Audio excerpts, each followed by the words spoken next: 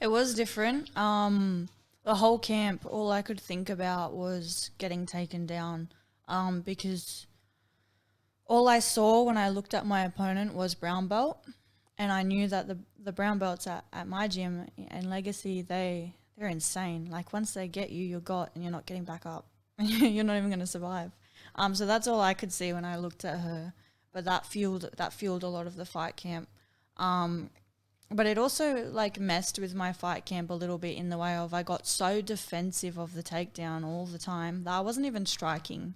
Wasn't striking properly because I was too defensive. I wasn't putting my own shots together. I was just waiting for that shot so that I could defend it. But usually I wasn't defending it anyway because they had no fear and I couldn't get them to respect my striking because I was just too defensive. So probably like the first week or the first 4 weeks of fight camp was like that where I just couldn't put it together.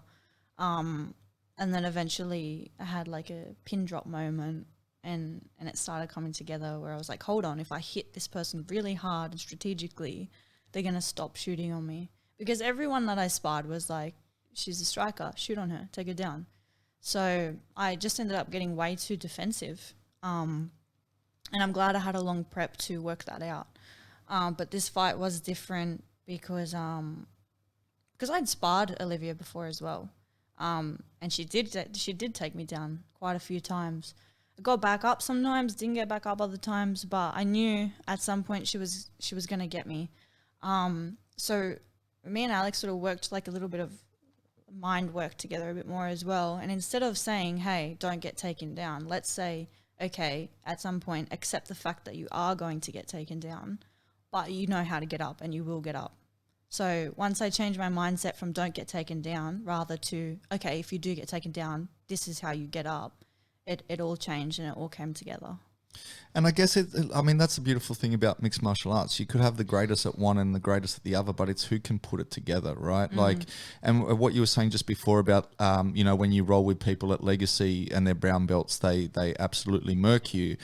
But the difference there is you can't punch them in the face. Yeah. Right. So like, and Can't that, kick them in the leg. right. And that just changes everything. Like, so if you were to like go to Legacy right now and go, okay, well, let's roll, but I'm allowed to punch. Right. Like it changes it. Yeah. I mean, I forgot who said it like many years ago where they're like, everyone's a black belt until they get punched in the face. And it kind of makes sense. Right. Yeah. So I kind of see where you're getting at. I mean, look, I had, Miranda Maverick on last week, and she was the same. She said to me afterwards, she said, look, the amount of grief she was getting on the socials where people are like, you're facing a black belt, you're not a black belt. If you get taken down, you're screwed. And she straight up said to me, she's like, I'm ready to prove all these guys wrong. And her performance, I reckon, was probably one of the most dominating performance of last week's card. It was incredible, and she did get taken down in the second round where you're kind of like, okay, it was a bit 50-50, but then in the third round it was kind of like I even felt like she had the better of her on the ground as well. Like well, like she said, she's a grappler too, right? Yeah, but she wasn't a black belt.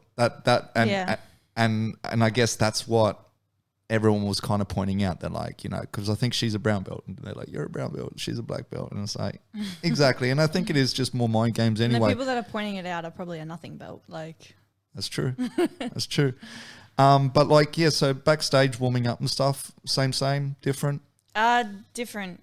Like, I don't know how. Normally, when I walk out for a fight, I have like a lot of dread, and I have an escape route planned in case I need to get out of there, in case I want to head for the exit. And my nerves are always peaking, and it's dread, and I don't want to walk out. But this time, I'm not sure why. I think it was because the prep was so good and the people I had around me for the whole camp was so good. I was calm and relaxed and ready and focused. I've never been so focused before. And I just knew that I've done everything that I can possibly do. The fight's going to go how it's going to go, but either way I've done everything. And it worked out well for me, and I enjoyed every moment. I was just so like at peace for the walkout. I've never been like that before. And I have to ask, like they always talk about visualization. Did it go the way you visualized it? It went the way that we had strategized it to go. I visualized a lot of different scenarios. I visualized being mounted and punched in the face. I visualized having my back taken and what I would do about that.